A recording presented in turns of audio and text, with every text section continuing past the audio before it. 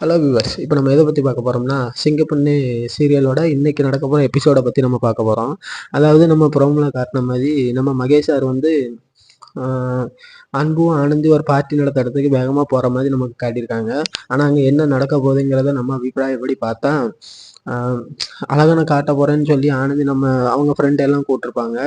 இதில் மகேஷ் சாருக்கும் சம்மந்தமே இல்லாமல் இருந்திருக்கும். அப்போ நம்ம ஃப்ரெண்டு மறுபடியும் ஏமாந்துடக்கூடாதுங்கிற மாதிரி நம்ம ஆனந்தியோட ஹாஸ்டல் ஃப்ரெண்ட் வந்து மகேஷ் சாருக்கு கால் பண்ணி இந்த மாதிரி எங்களை வந்து ஆனந்தி கூப்பிட்ருக்கா, அழகனை காட்ட போகிறேன்னு கூப்பிட்ருக்கா, அதனால் நாங்கள் எல்லோரும் அங்கே போய்கிட்டு இருக்கோம், எங்களுக்கு ஏதாவது ஒரு சப்போர்ட் வேணுங்கிற மாதிரி நம்ம மகேஷ் சாரை கூப்பிட்ருக்காங்க.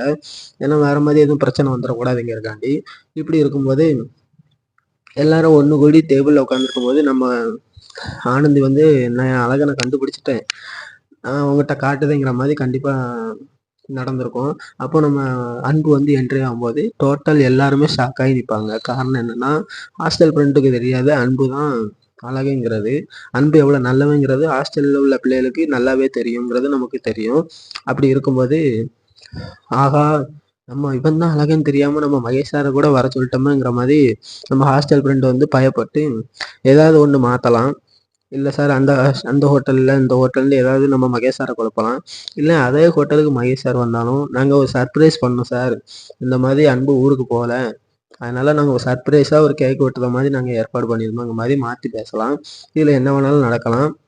ஆனால் இந்த இந்த எபிசோடை பார்க்கும்போது கண்டிப்பாக அன்பு தான் அழகுங்கிறது மகேஷ் சார் சுத்தமாக கண்டுபிடிச்சிருக்க முடியாதுங்கிறது நல்லாவே தெரியுது.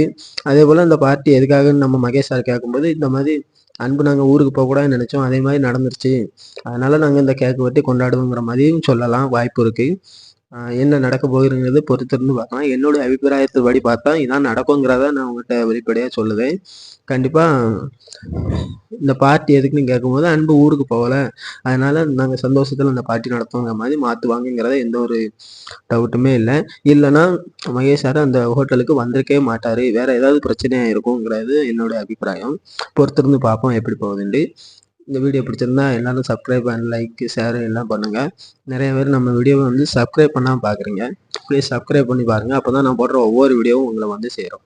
தேங்க்யூ.